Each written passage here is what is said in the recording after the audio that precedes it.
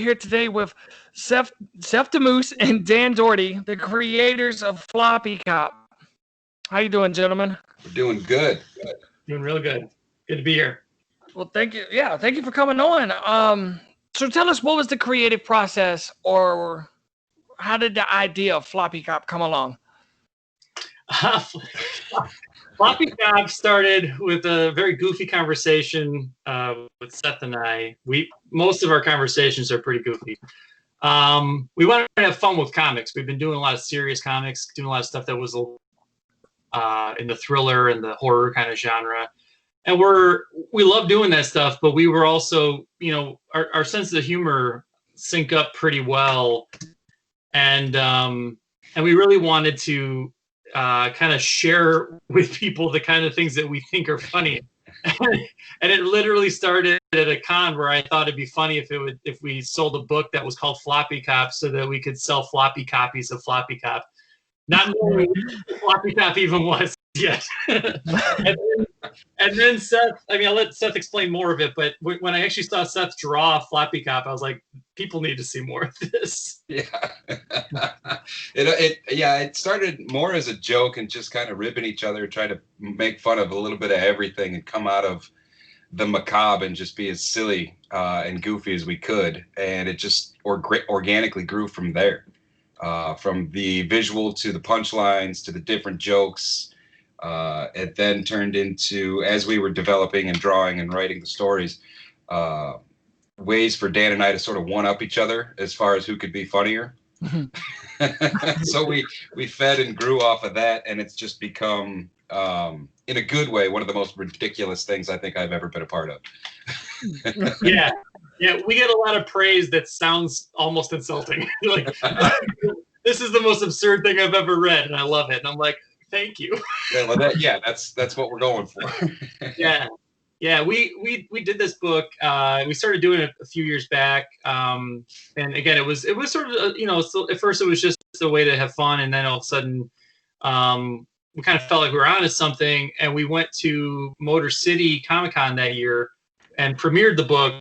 At the time, it was a self-published book. It was something that we were just doing completely on our own, without any ideas about how to publish or how to really distribute beyond our comic convention world. So at that particular show at Motor City, Seth, myself, the colorist Milena Denano, and the cover artist Jay Fosgett were all there, and we sold like a couple hundred copies of this book at this con, which was like a pretty big deal. Like, it was, anyone who's in the indie comics situation knows, like, if you sell even like 50 copies of your comic at a show, that's a pretty good show. Mm-hmm. And I kept having to run back to my car to get the other remaining boxes, because I was like, holy smokes, we're actually moving this thing. And at that point, Source Point Press was also there at the show, and we're friends with them. It's not like we were just getting to know them, but some of their crew kept coming over, grabbing the book and bringing it back to the table, and they apparently were having a really good time reading it over there, and it got the attention of Travis McIntyre and Josh Werner over there, who then ultimately picked up the book. So yeah, we've had a very fun climb with Floppy Cop. I mean, it's been sort of like, you try to do things sometimes to follow the zeitgeist, or to ride a wave of whatever's popular, and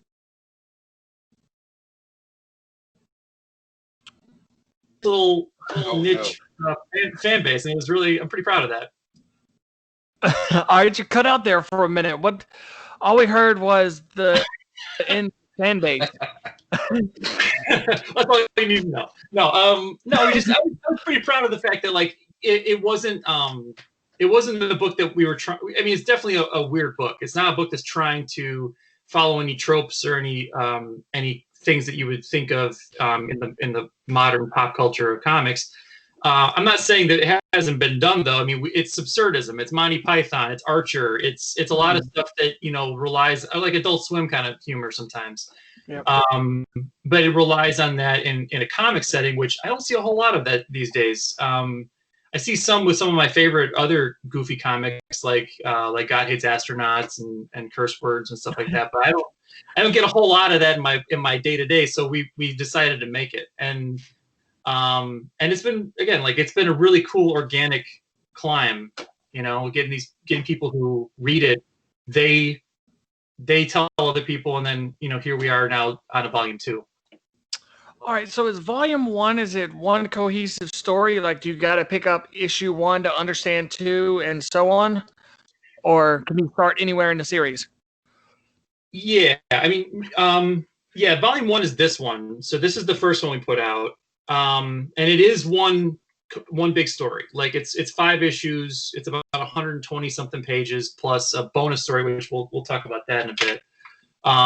But yeah, it was definitely meant to be like a whodunit mystery involving crossword puzzles, orphan vigilantes, and pretzels. And the pretzel thing really took a pretty big theme because people love the pretzel joke so much in it that we ended up making a villain for the second volume called Pretzel Face, who is trying to make everybody overweight so that nobody has any body issues anymore. He said, if we're all big, it won't matter. And Right. Level the playing field, so to speak. And Seth's design for Pretzel Face is pretty amazing. I'm not gonna. You tell him, Seth. I'm not gonna tell him. When I first started drawing it, it was terrifying. The premise behind it came out of a convention. So, like almost everything else with Floppy Cop, it was born on the con scene. And a friend of ours, Derek Becker, actually put a pretzel over his face. And somebody took a picture. I think Dan probably took a picture, and I wasn't at the show. But so I get this text from Dan, and it's our mutual friend Derek, with an actual con pretzel laid up over his face. And Dan says to me, he says, "This is what we're doing." So I started drawing, and to be honest, I think I made him a bit scarier than I should have initially. And then we sort of helped find Pretzel Face's ground together to make him intimidating and scary as a villain, but also to keep him in the same vein as the rest of the book, where it's just kind of an underlying silliness. So it's the trick and the balance that we're trying to get here, is to not take something serious, but not take it serious, because there's actual story going on, and we're building the world and we're building the drama, all with these absurd characters and funny jokes and tongue-in-cheek, and trying to push the limits. I mean, we're not really shying away from making fun of anyone or anything. We're kind of the whole world is our playground in this story. All right. Yeah. And when is volume 2 releasing? Or So that's a good question. That's actually the big reason why we're talking this up quite a bit. It's because we're doing a Kickstarter for volume 2 to help cover the production costs and the making of Floppy Cop 2. You know, we started doing this book, and I'll backtrack a little bit and say that, you know, like we had started down this whole different story arc that I was going to start doing until I saw Pretzel Face, and I was like, dude, this, like Seth said, I'm like, we got to do this. And I got to tell you, Seth's design of him is amazing, because he's basically the Green Goblin, because he's got a hoverboard, but his hoverboard is a pretzel, his face is a pretzel, and he's like, imagine like if you could shoot an alien face hugger at someone's face, but it was a pretzel, and it immediately blimped them out to like 300 pounds. Yes. nice. Yes. Isn't that, it's funny as all hell. And so we sort of like reworked it, and then we did this whole new story arc, which I'm so much happier with. And then COVID hit, right? And we were probably at the start of issue 1, I think, when it you know, everything kind of changed. When conventions went away, and a lot of publishers had to like pump the brakes a little bit and say, like, look, we got to reassess here. You know, Source Point was really good with us about, you know, being honest about what was happening and letting us know like where their situation was, and trying to do their best to keep the book going. But, you know, again, anyone who makes comics knows it's not cheap to make comics. It's not, you got a whole team involved. You got a lot of manpower, and in this case, a lot of man and female power, because Melina had to do some work, and then a second colorist had to come in to help when she got sidelined. Lacey Barker came in. So we had all this work, all this effort, and all SourcePoint could do at this point was publish it. So what we're trying to do with this Kickstarter is make sure we cover our costs for the people that we had to, to make sure they get paid in this tough time. And Seth and I are making sure everybody else, gets taken care of first, obviously, because our prize is that we made this. This is ours. Like we get to walk away saying like Floppy Cop is something we created. And hopefully when things get back to normal, we can go out there and push it hard the way we want to. Get it in people's hands, yes. We've been waiting for too long to get this out. So Floppy Cop is getting kickstarted on February 9th. This is Seth's first Kickstarter, actually. So he's technically it's my second. Tell him why, Seth. So it's technically my second Kickstarter because while I was trying to set it up to do the whole pre-launch and get everything ready and put all the information in, I had Dan on the phone, and Dan was trying to coach me through it as best as he could without seeing what I was seeing. And like a little kid in a candy store, I got all excited and I clicked the big green button that said launch. Don't give Seth a over a month in advance of when we were actually ready and planning to launch the Kickstarter, I just went ahead and launched it. I was like, get it, here we go. Oh shit, was that what I was supposed to do? And then there was a little bit of a panic there. Ramped up my anxiety a little bit. We ended up canceling the whole thing and rebuilding it, and now we're trying to promote it. So if you go onto Kickstarter and you click on me as like a creator of the Kickstarter projects, you'll probably see 2 Floppy Cop volume 2 Kickstarter projects, and one is canceled and one will go live on February 9th. Yeah. When Seth heard Floppy Cop 2, he decided to make 2 Kickstarters for it. Yes, this is why I'm not in charge of the nuclear codes. Right. So can people pick up volume 1 of Floppy Cop with volume 2 in the Kickstarter? Yeah, we have a whole bunch of options for people, so that if they're new to Floppy Cop or they're a long-time Floppy fan, whatever you want to call it, they have the option to either get both of them together at a slightly better price than buying them individually, or if they just if they're coming here for the new book Floppy Cop 2, they can get that as well. And of course we have like a lot of really fun stuff. Which the good news about this Kickstarter is everything's done. Like you're not going to be waiting on production delays or somebody got clipped and then all of a sudden they can't do anything. This is stuff that we made sure in 2020 to line all of our ducks up, get it all in a row, make sure it was over with, and then launch. So this is going to run pretty smoothly. In fact, a lot of our merch that we have for it is actually already done too. So there's like enamel pins, if you can see that. I've got a Floppy Cop badge that's like a 2-inch. So cool. Yeah. Oh, it's amazing. Like this is stuff that we were supposed to. It's a big old 2-inch pin too, so it's not a little guy. Double back too. I mean, we have a Floppy Cop pin. Where's my camera? There it is. So there's a little Floppy Cop, and he's doing his signature like lean and point. There is of course a Pretzel pin, which I had just gotten these pins right before like COVID hit, I think. Yeah. And people were buying this not even knowing what Floppy Cop was because they just like pretzels. Yep. Yep. Yeah, the pretzel was like our striking gold when we weren't looking. Yeah, it was this weird thing that like people latched onto the book because of the pretzel fetishization of the book. There's a character in there that basically has a very interesting relationship with pretzels. Some might say unhealthy. A little unhealthy, which makes him a prime suspect for being Pretzel Face in the story of Volume 2. And it's really fun playing with that. And then there's another pin. It's Floppy Cop's catchphrase. It says, "You don't need a spine to have balls."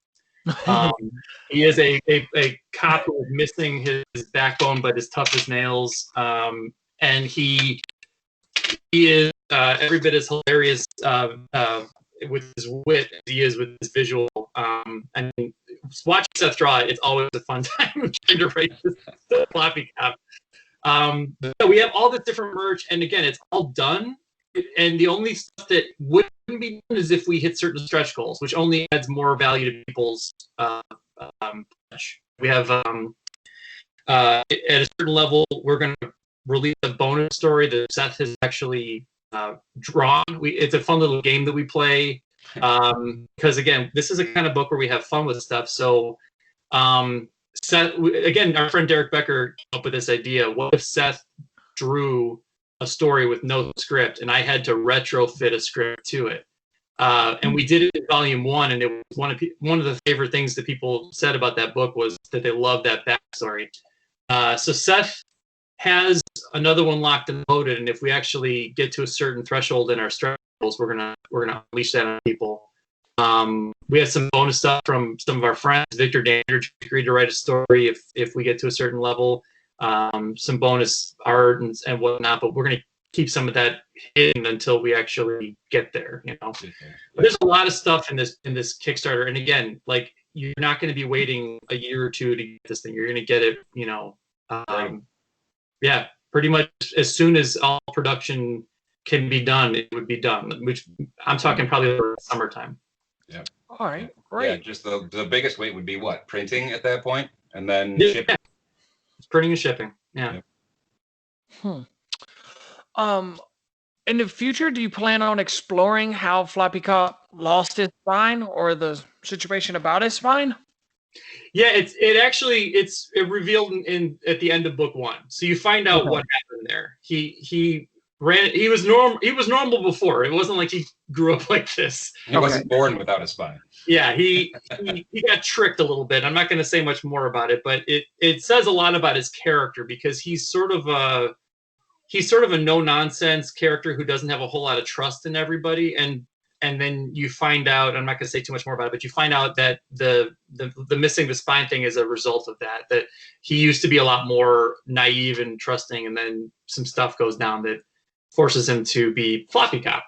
But he's definitely over it too. Like he's just who he is now. He's like, he's not walking around with pain and suffering. He's just a no-nonsense, wise-ass kind of guy. And the cast of characters around him allow him and them to just shine. It's like a real fun dynamic bouncing the team of the cast of characters around. All right, gentlemen. Where can everybody get a hold of y'all? Or where would you like people to contact you if they had any other questions? You want to go first, Seth? Sure. I'll go first. So all over social media, I can be found on Facebook. Just look for Seth Damoose or the Art of Seth Damoose page. Either one works. I look at and post on both. Instagram is at Seth Damoose. Twitter is at Damoose Seth. And I'm active on pretty much all the platforms. As much as I can, as often as I can. A lot of times it's just me posting a picture and running away, but I do respond to comments and DMs and keep an eye on all that good stuff. So yeah, look me up, check me out, and yeah, that'd be cool. Yeah, Seth's really good about posting. I'm really good about posting, especially since the pandemic. Because where am I going? I have been a little too logged into my social media. I'm not gonna lie. I can be found at a bunch of different spots. Obviously I should preface this by saying, like, the big place we want people to go to right now, if you want to check it out, we're going to have links for the Kickstarter and then also for the notify me on launch button so that you can find out, because as a lot of people know, sometimes it's hard to weed through all of the noise of social media to tell people that this thing's coming out. Mm-hmm. So if you click on the notify me on launch button for that Kickstarter, you're going to know, it's going to just send you a direct message to your email that will let you know, like, hey, it's live now. You can go, find your pledge. But for me, if you want to find me, I'm all over the place. On Twitter and Instagram, I am at Beardo Comics. I have a Patreon for my Beardo comic that posts new strips 3 days a week, and that's also patreon.com/Beardo Comics. My website's beardocomics.com, and then you can find me on Facebook under my name, Dan Dougherty. All right. Thank you, gentlemen, for coming on. We're going to have to catch up with you when the Kickstarter starts going so we can get an update. Heck yeah. Yeah, sounds good, man. I'm up for it. Thanks for having me. Yeah, thank you for coming on. Yeah, thank you. Thank you.